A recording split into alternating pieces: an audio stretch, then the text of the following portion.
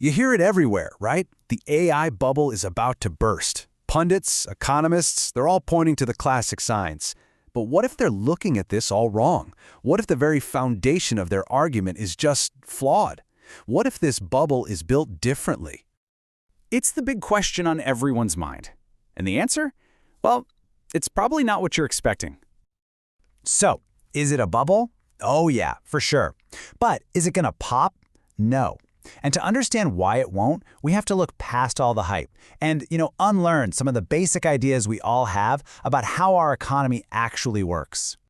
So here's how we're going to break it down. We'll start with this idea of a bubble that won't burst. Then we'll do a little Unlearning Capitalism 101 to understand two distinct economies that are at play here. After that, we'll look at why past bubbles popped, how the AI bubble is a whole different animal, and finally, why there just might be too much money in the system for it to fail. To really get why this bubble is so unique and, honestly, so resilient, we first have to challenge some of the core things we all learn in those Econ 101 textbooks. We've got to look at the real machinery of capitalism. So, the first step is to unlearn a key idea. We're all taught that the goal of any business is to maximize profits. But what if that's not really the whole story? What if that's just a step towards a much, much bigger goal? See, we think of capitalism as being all about profit, but for the modern capitalist, profit is just the means to an end. The real goal is accumulation, this relentless drive to reinvest, to expand capital, and to boost that long-term valuation, even if it means losing money in the short term. And this leads to two completely different kinds of spending, or consumption. Now, this isn't a moral thing, it's just a technical economic distinction. On one hand, you have unproductive consumption. That's what you and I do. We use our salaries to buy food or a Netflix subscription. That money leaves the production process. But then there's productive consumption. That's when a capitalist buys things like machines or servers or factories, things that re-enter the production process to create even more capital. Okay, this idea of two different types of spending brings us to the most important concept in this whole explainer. It's the idea that the entire economy can be split into two major segments. If you get this, you will get the AI bubble. So first, we have Segment 1, the capital goods sector. You can think of this as the part of the economy that makes the stuff that makes other stuff. We're talking machinery, servers, microchips, data centers, all the tools you need for production. And then you have Segment 2, the consumer goods sector. This is the part of the economy we all deal with every single day. It produces the smartphones, the cars, the breakfast cereal, the streaming services that we all buy and use. And here is the crucial part. Companies in Segment 2, the ones making cars and cereal, they sell only to consumers like you and me. But companies in Segment 1, well, they sell to companies in Segment 2, but they also sell to each other. It's this closed loop of capitalists selling to other capitalists. Okay, so with this two-segment model in our heads, let's look back at the last two gigantic bubbles and see exactly why they burst. You're going to start to see a pattern here. First up, the dot-com bubble. This was a classic Segment 2 bubble. The entire idea was that you and I, the consumers, were about to rush out and spend a ton of money on this new thing called e-commerce. The idea was right, but it was about a decade too early. The real consumer demand just wasn't there yet. And when the market figured that out, the whole thing came crashing down. And then there was the subprime housing bubble in 2008. Again, a Segment 2 bubble. The whole bet was that a booming economy would make consumer incomes go up really fast, letting people pay off these risky home loans.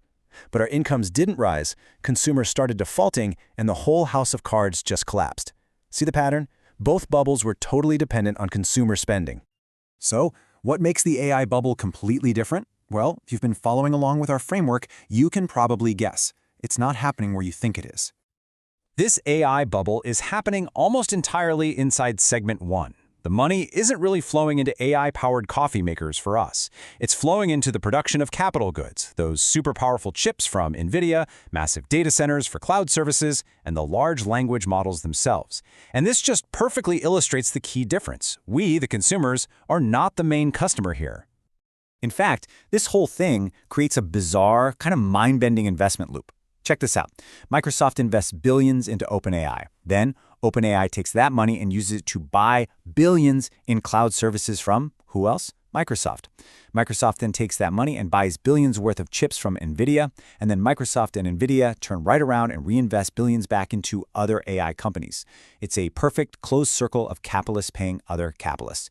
You and I, we're not even part of the equation.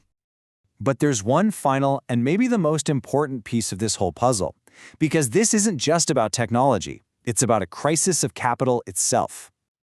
Back in 2007, right before the last big crash, the world's billionaires had a collective net worth of $4.4 trillion. I mean, that's a huge number, right?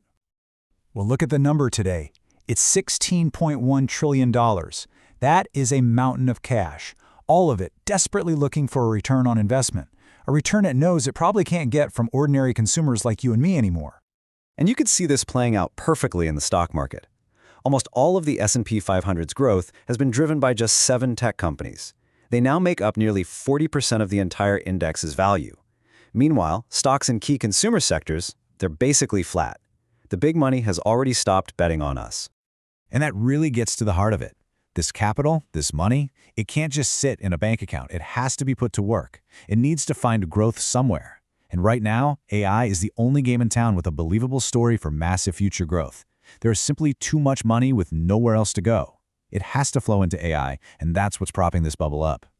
So the AI bubble may not burst in the way we expect. In a weird way, it can't. But that leaves us with a much bigger and maybe a more unsettling question. If this bubble is built on capitalists selling to other capitalists, totally insulated from the needs and wants of the general public, what kind of economy is it ultimately building for the rest of us?